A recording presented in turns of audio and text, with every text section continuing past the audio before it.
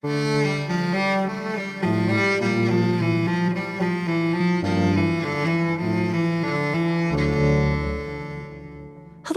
welcome to Emerging Form. I'm Christy Ashwanden. And I'm Rosemary Watola-Tromer, and this is a show on creative process. Hey, Christy. Hello, Rosemary. How are you doing? I know you're just back from a trip. I'm just back from doing a program in Ohio. And Christy, I have something kind of exciting I've been thinking about since this trip. Ooh, tell me more. So I was nervous about it. It's a place I've gone many times. It's a group I've worked with many times. You do this every year. Well, I do a program for students every year in the fall. But this is it's the same group, but it's a different kind of program. So it's for adults and it's just performance. And I was performing with some of my freaking heroes, one of which, Kim Rosen, we've had on our show before. We have, yeah. Also a poet. She's an incredible performer. And that's really what she does, is more performance of poetry, and she does what she calls these deep dives. She does them with music. So the person who was putting on the festival wanted to have this ecstatic poetic music experience, just like something ultra bliss driven. And to that end, invited Kim and me, and then invited Glenn Velez, who's a four-time Grammy winning musician. He plays frame drum. And, he's somebody who the first time I went to one of his concerts, I was in high school. I was a senior in high school. And the other person was an incredible cellist who plays with Krishna Das. It was Noah Hoffeld. So here I am playing with these A+ world-renowned musicians and poet performer. And Christy, I was scared. I was, nervous. Rosemary was scared. Wow. I was scared. And I was I realized that I don't have to push myself super, super, super hard all the time. Like I've gotten to the point where I don't have to worry about going to a reading. But man, I was worried, honey. And I was like, and by worried, I just mean I understood the gift I had been given, and I wanted to bring myself to the level where I was respecting it with as much honoring, with as much. You wanted to show up with your A game. With my A+++ game, actually. I wanted to show up, and be worthy of being with these incredible other human artists. So. And you did it. You did it. I know you did it. Thrilling. Because of course you did. Thrilling. I felt like I did. I felt like we got to really start to trust each other. I got to really start to trust myself. I tried things I'd never done before in performance. And I felt like I grew so much as an artist in the last few days because of this, it was uncomfortable. And I had to really be like, okay, I can do this and push myself to do a few things that are, quite frankly, terrifying. Because if they hadn't gone well, I would have fallen flat on my face and it would have been really messy. Metaphorically. Yeah. Metaphorically. Yeah. I guess I also trusted, I have enough experience that I knew I could fix it. And by fix it, I mean play with it. I could, even if it was a big failure, I could laugh and move on. Yeah, right. Yeah. Anyway, so I guess I just want to say, what a gift when we are able to do something that feels a little beyond us. And then we give ourselves the gift of, really putting in the work to make it happen. I love that. And I also think that, you and I are we're getting a little bit older. We're not newbies at this. And I think, it's important to do that when you're young and starting out and you're going, trying to get published and you want to aim high and all that. But I think it becomes in some ways almost more important when you get to be at our stage where you get pretty good at stuff. You could kind of get things to be kind of routine, and you gotta not get in that rut, and the way to do that is to try something else and to do something different and to push yourself. Yeah. And then the thrill, how exciting it is when it's over. When it's over. That's great. Well, Rosemary, tell us about this week's guest. Well, talk about ways that we push ourselves. I was really excited to ask Kelli Russell Agodon to be on our show because she's a writing hero of mine. So I was thrilled when she said yes. And I love her new book. So Kelli Russell Agodon's newest poetry collection is Accidental Devotions, just released from Copper Canyon Press. She is the author of 5 books of poetry and the recipient of the Dorothy Rosenberg Poetry Prize and a prize from the Poetry Society of America. She is the co-founder of Two Sylvias Press. She teaches in Pacific Lutheran University's MFA program, the Rayner Writing Workshop, and co-hosts the poetry series Poems You Need with Melissa Studdard. Kelli lives in a small seaside town in Washington state where she writes poems and occasionally keeps company with the ghost of Emily Dickinson. Let's bring her on. Welcome to Emerging Form, Kelli. Thanks for having me. I'm so excited to be here. And I am thrilled. I absolutely loved Accidental Devotions. Actually, you've been one of my favorite contemporary poets for a long time anyway, but now this book really cemented it for me. And I'd love it if you'd start with talking just a little bit about the title, Accidental Devotions, and how that forms and relates to this book of poems. Yeah, it's an interesting title because it's a contradiction. It's kind of an oxymoron. Right? How are you accidentally devoted for something? I mean, devotion sounds like holiness, and accidentally is like you accidentally just tripped into it and you've like into a hole. Right. Oops, here I am. Yeah, hole in devotion. So, I was kind of realizing, I think a lot about how I spend my time, and I was noticing how I was devoted to my smartphone and devoted to grief or sadness or devoted to desire. And that kind of started to inform my work. And when I looked at my poems, that's kind of what I was talking about. Mm-hmm. Yeah, for sure. I mean, all of those things are making a lot of appearances in the book. And I also think it's fun how this whole idea of the devotion just keeps moving all the way through the book. And maybe say just something about the way that you created those chapters and what you were thinking with them.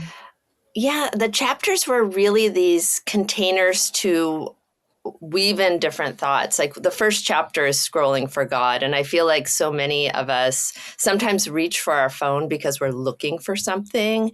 And so I started to have these sections, but it's a very braided book. So you'll have desire, you'll have technology, you'll have Emily Dickinson, you might have like queer spirituality. I mean, everything is just kind of woven in. But the sections allowed me to kind of keep them a little more tidy. And to help the reader kind of like an exhibit. When you go to an art exhibit, you might see different things, but you can see how they're all connected. I like that. I wonder if you could talk a little bit too about how you put together a book of poems like that and the structure. Like, is that structure something that you knew from the beginning, or did that form sort of emerge later as you were working through the poems you'd selected for the book? That's such a good question because for me, order is kind of the last thing that comes. It's same with poems, with form. The form is the very last thing I give to the poem. You kind of have to earn it. The book had to earn it. So it came later and it helped me organize it. But what I noticed I had done, which I've done in previous books and friends have told me, when I do a manuscript, a lot of times I put like the more vulnerable stuff in the middle. Like a vulnerable sandwich, so to speak. Like the reader has to earn the vulnerability sandwich. Yeah. So I really tried to trust the reader with this book more than any of my other books, and you get a lot more. The whole book is kind of vulnerable, but you really get it in the beginning. Yeah. Yeah, that's a really interesting idea about the vulnerability sandwich. I mean, what just going into that idea of vulnerability, period, what would you say is the role of vulnerability in your work? Yeah.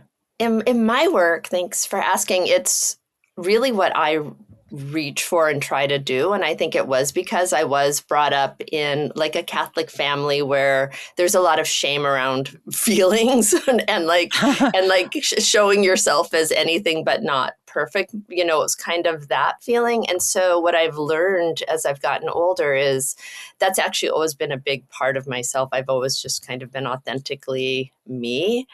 And so I look for other people that way. And what I learned was I think it's so important in poetry is, right now we're in a world where I don't know if I'm watching a video that's real or not.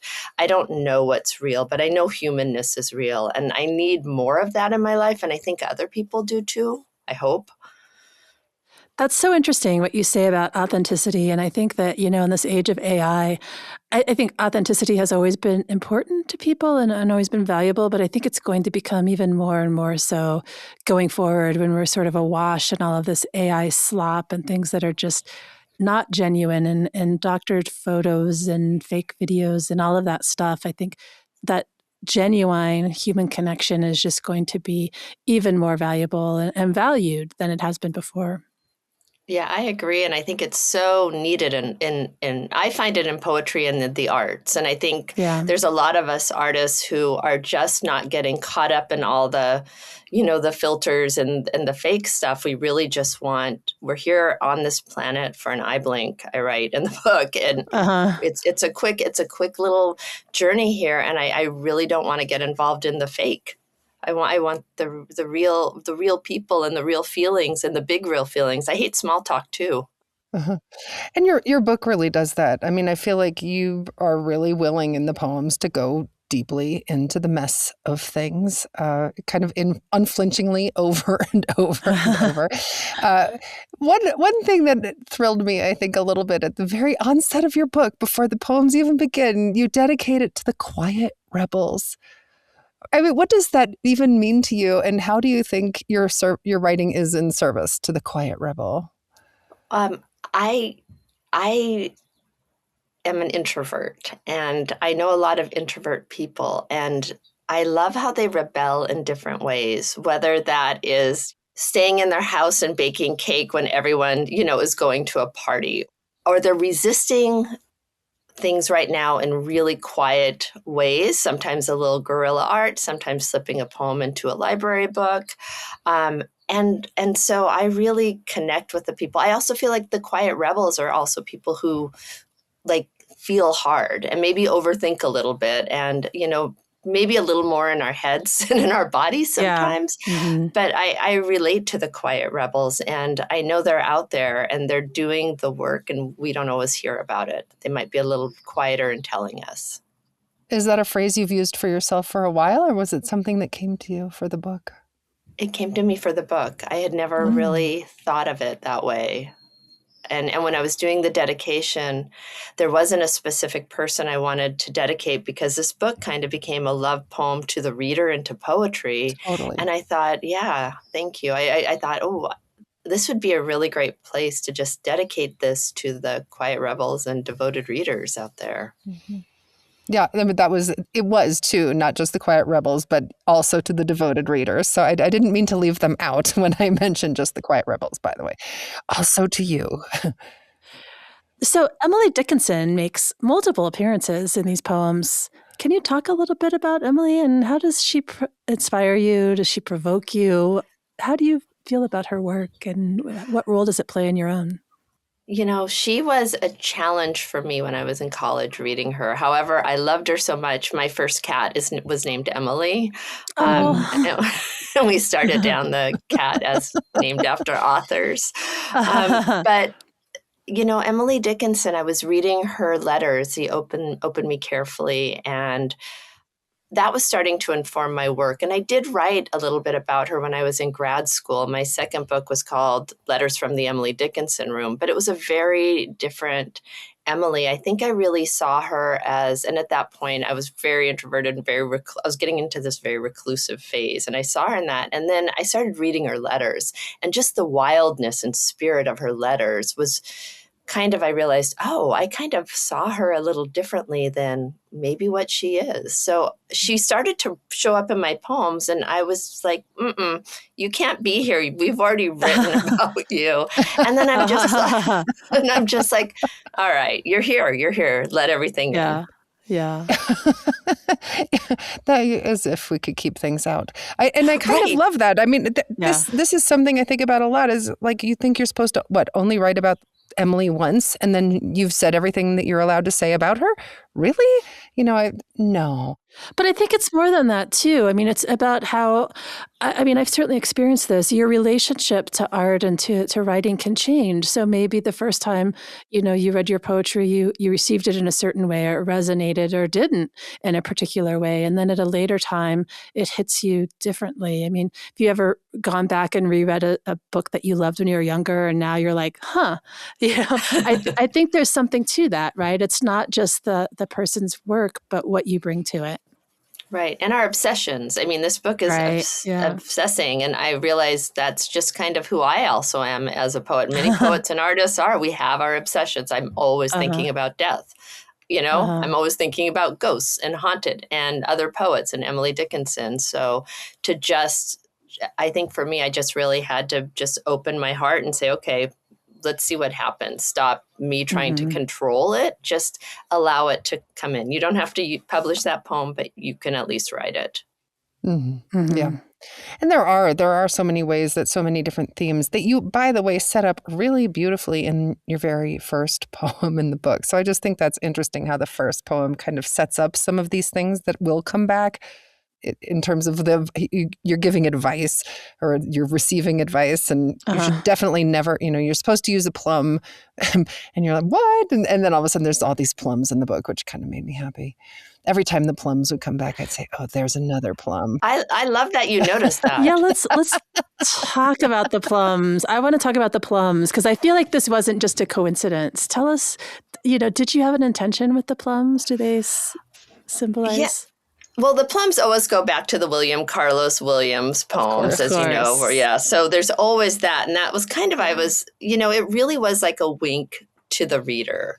And I call them touchstones. Some people call them motifs, but I always like my books to have touchstones in them. And or like sometimes I call them Easter eggs, like you can find things. And the line is, when in doubt, add plums to your poem. Never break a line on a bird's name. And then you did. Yeah. Right. Yeah.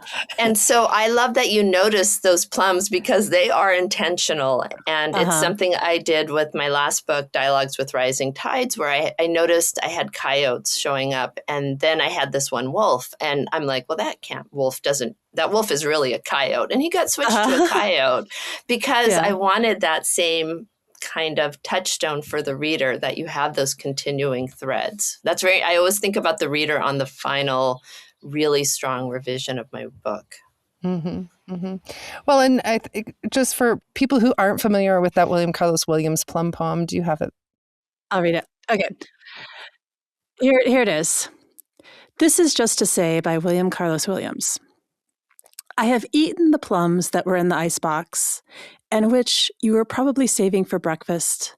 Forgive me, they were delicious, so sweet and so cold.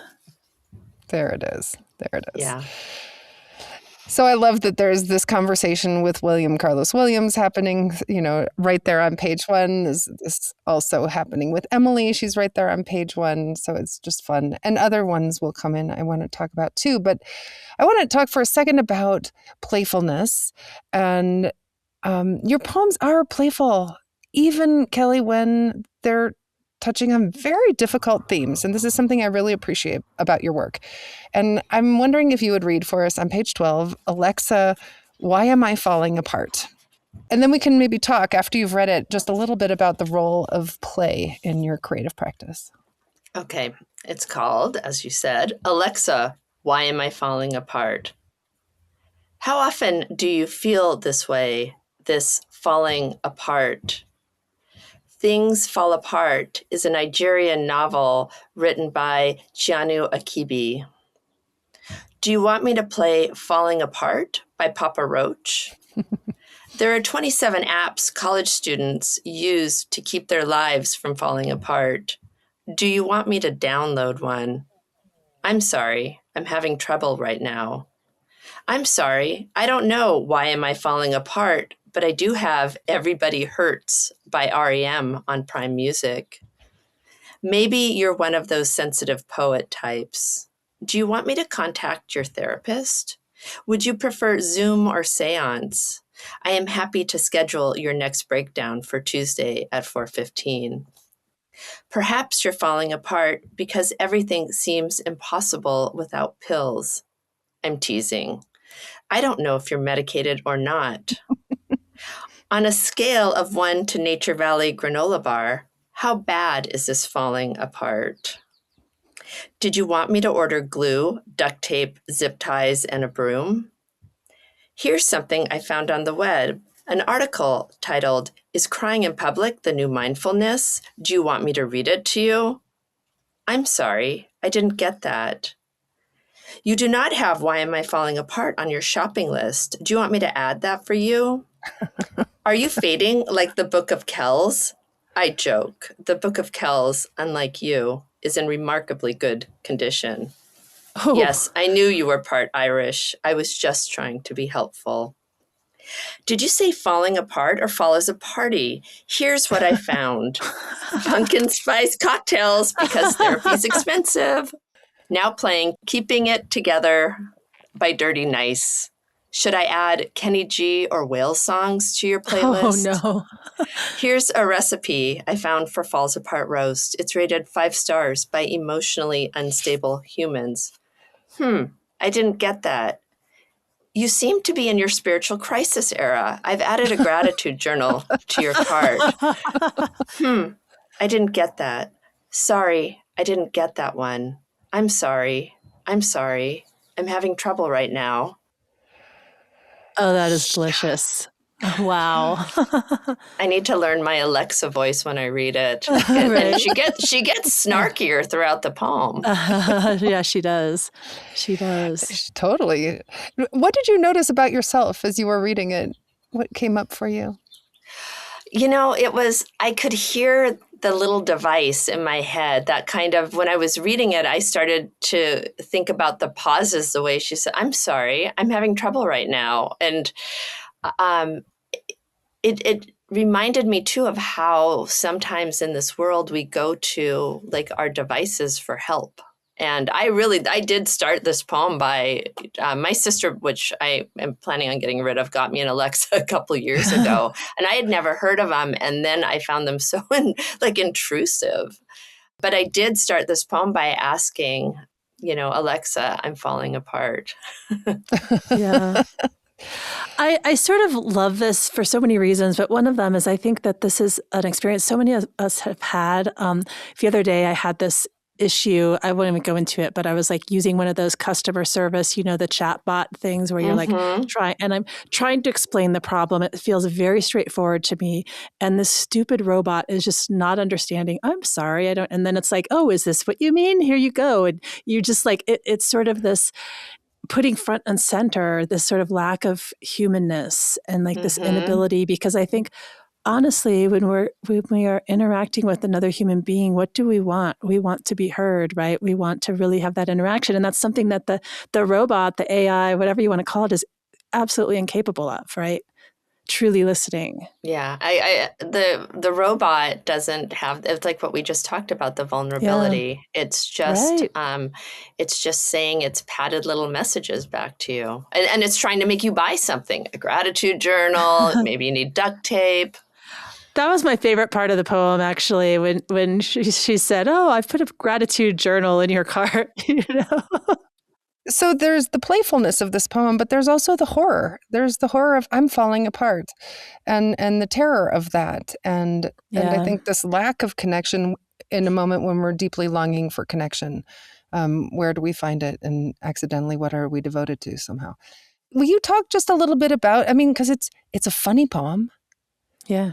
But it's such a painful poem. It's also serious though, right? Right. This is it. It's both. Yeah. So just talk maybe a little bit about not just this poem, of course, not almost every, but many of the poems in your book are deeply playful. And what is the role of play in your poetry?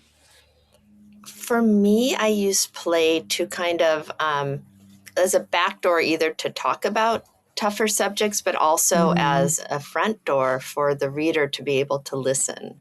I, have dealt with, especially many of us, especially even since the pandemic, have dealt with a lot of anxiety, depression. And again, this is a positive part of the Catholic family is like my family has a really deep sense of humor, very dark sense of humor. But the playfulness allows me to kind of even take control of what's happening, and which makes me feel like I win a little bit. And I do the Book of Kells is, and me being Irish. So that kind of playfulness and almost shooting it back to me. And then I got really interested, like, well, what if Alexa just keeps really getting darker and darker and a little meaner by the poem? So I kept trying to amp it up. And so I think it's a door for everyone to kind of talk about these things, but also so that it's not too heavy, not like, oh my gosh, I'm really worried for this, poet writing these poems, which I never want my reader to feel anxious. I want them to feel entertained, and to maybe even see themselves in it and say, me too. Oh, I felt that way. Like, right? You see this? I see it too. Kelli, I have a question for you about your Yeah. intention here. Um, what is it that makes you feel like a poem was successful? Gosh, that's a great question, because I don't think I will ever know if a poem's successful, because like I don't know what like a successful poem will be, because sometimes I write a poem and somebody says how much they love it and I really don't love it. Like I'm like, well, that poem's never going to be in a book. But for someone it hits, because everyone approaches poems. So I guess if I were to say what made me feel a poem is successful enough, and I put success in quotes because like what is success in art? I mean, I think that is the question, the deeper question that's embedded in my question, right? Is like, what does Right. success mean to you in the context of a poem?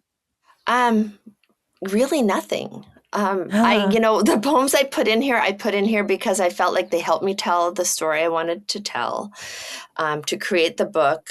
Like kind of, I always say to my students, like, well, what's your vision for this book? And mine was to have this in a book that was very engaging for the reader, but also explored some really, harder stuff and some really like fun stuff like desire.